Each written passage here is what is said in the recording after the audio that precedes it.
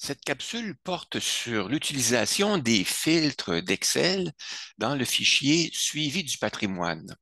Donnez-moi quelques instants pour ouvrir le fichier et vous le présenter.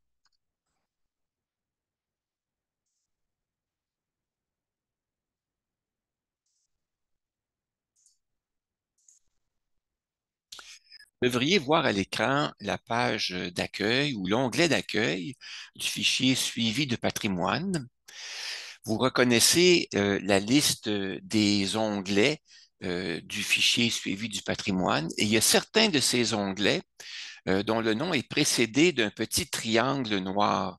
Alors, les petits triangles noirs indiquent qu'il s'agit d'onglets qui contiennent des listes de données avec lesquelles on peut utiliser les filtres d'Excel. Et les filtres d'Excel vont nous permettre d'afficher seulement certains éléments des listes de données que contiennent chacun de ces onglets-là ou d'afficher l'ensemble des données. Alors, les filtres permettent de filtrer, donc d'afficher un certain nombre ou quelques lignes parmi celles qui sont disponibles. Maintenant, pourquoi vous parlez des filtres dans le fichier suivi du patrimoine? Eh bien, parce que le fichier suivi du patrimoine contient une foule d'informations. En effet, lorsque vous préparez votre dossier de liquidation de succession, vous aurez à rassembler une grande quantité d'informations sur une foule de sujets. Et pour repérer ces informations-là, parce qu'on va préparer notre dossier de liquidation pendant peut-être 1 an, 2 ans, 3 ans, 4 ans, on va le mettre à jour régulièrement. Alors, pour rechercher une information qu'on a déjà placée, mais qu'on veut mettre à jour, il est utile de savoir quels sont les outils dont on dispose en Excel pour pouvoir retrouver ces informations-là. Alors, dans un premier temps, on a bien sûr dans tous les fichiers Excel, comme dans les fichiers Word, un outil qui s'appelle trier ou rechercher et remplacer. Alors, dans le menu fichier, il y a le dernier item à droite qui s'appelle rechercher et sélectionner. Vous pouvez donc utiliser l'item rechercher ou remplacer ou atteindre de façon à pouvoir aller rechercher une information qui vous intéresse dans un onglet en particulier.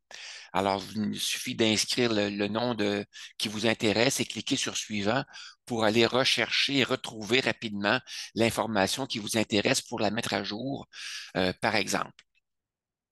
C'est un des outils qui va vous permettre de rechercher, de remplacer l'information. Maintenant, comme je vous disais, il y a des onglets qui vont contenir beaucoup d'informations, comme par exemple l'onglet fournisseurs, conseillers et services professionnels. Si on va dans cet onglet-ci, on va voir qu'on a une foule d'informations qui sont listées. Les informations sont listées à raison de une information par ligne sur un fournisseur en particulier. Et pour chaque fournisseur, on va avoir des informations dans les colonnes qui vont nous donner le détail de l'information sur un fournisseur en particulier. Par exemple, ici, je vois la ligne 15 que pour le fournisseur qui s'appelle La Capitale, ben, on a l'adresse, on aurait pu avoir le site Internet, les références, les dates d'expiration s'il y a lieu pour un contrat qu'on aurait signé et des noms des personnes contacts avec leurs coordonnées. Donc, plusieurs informations sur plusieurs fournisseurs possibles. Maintenant, toutes ces listes-là, moi, j'ai prévu des colonnes à partir, dans cet exemple-ci, c'est à partir de la colonne E, où on va lister les informations concernant les entreprises. Et dans la partie de gauche, comme dans ce cas-ci, les colonnes A jusqu'à D, j'ai prévu des colonnes qui sont des descripteurs qui vont pouvoir vous aider à rechercher des informations par catégorie, comme par exemple la catégorie que moi j'appellerais le domaine. Dans quel domaine une entreprise œuvre-t-elle? Euh, si c'est une entreprise qui œuvre du côté de la comptabilité, ben, est-ce qu'on a une information sur des entreprises qui nous permettent, par exemple, de comptabiliser ou de gérer nos actifs, par exemple. Et une autre colonne concernant les services que ces entreprises-là nous permettent euh, de, de rendre.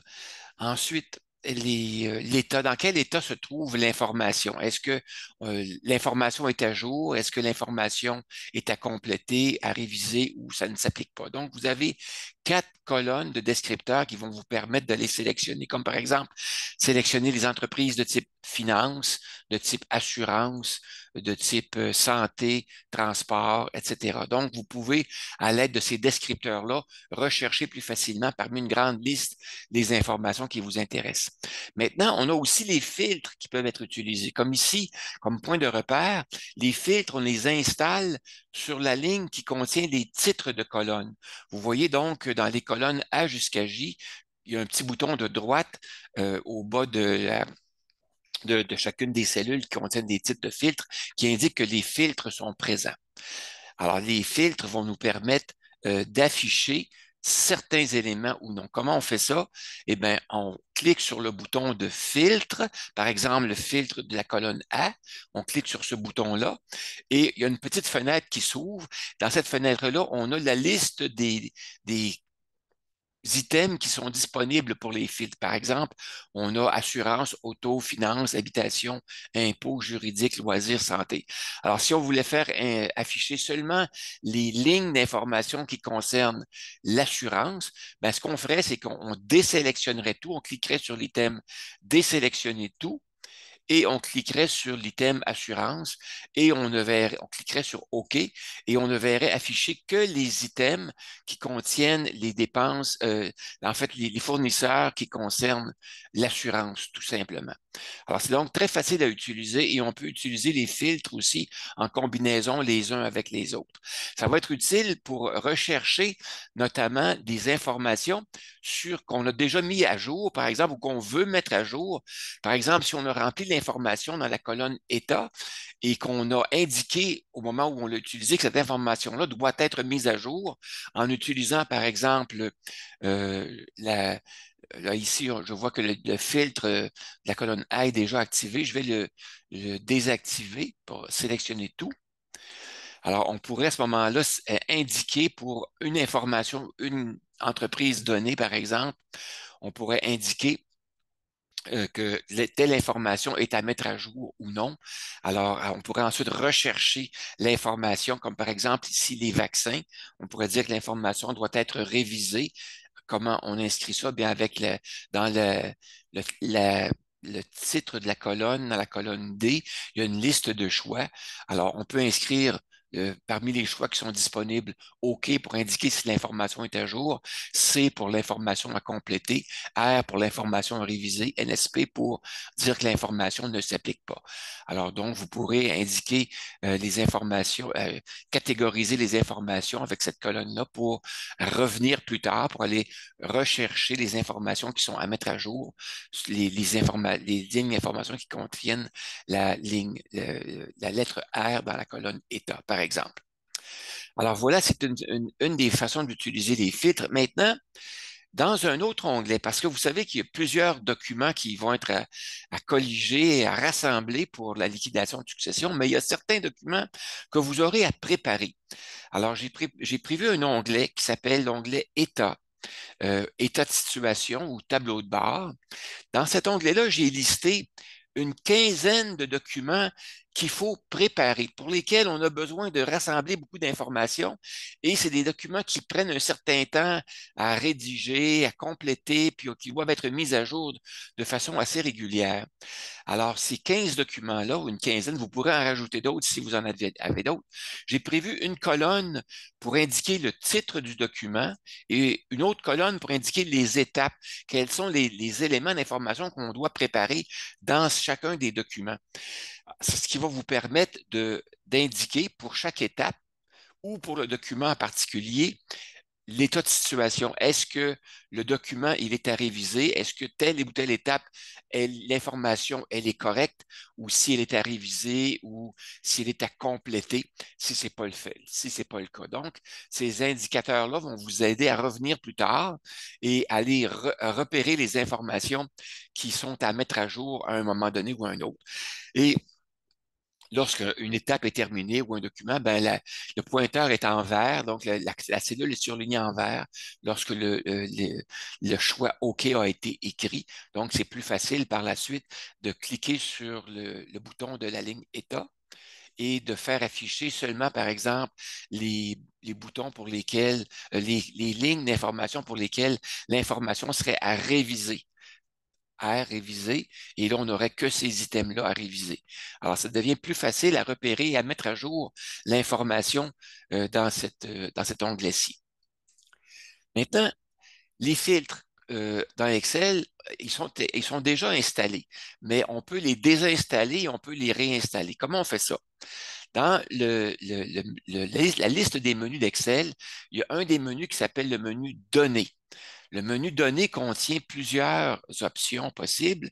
Une des options, c'est l'option Filtrer. Alors, l'option Filtrer est déjà activée ici et c'est pour ça qu'on voit les filtres qui sont déjà installés. Mais si on clique sur le bouton Filtrer, les filtres ont maintenant disparu.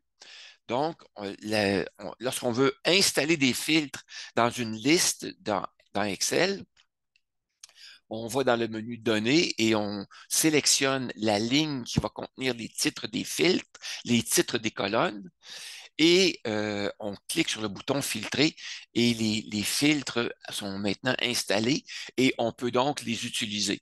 Alors, vous pourriez, par exemple, dans le cas qui est ici, ne faire afficher que les documents qui concernent, par exemple, l'autonomie.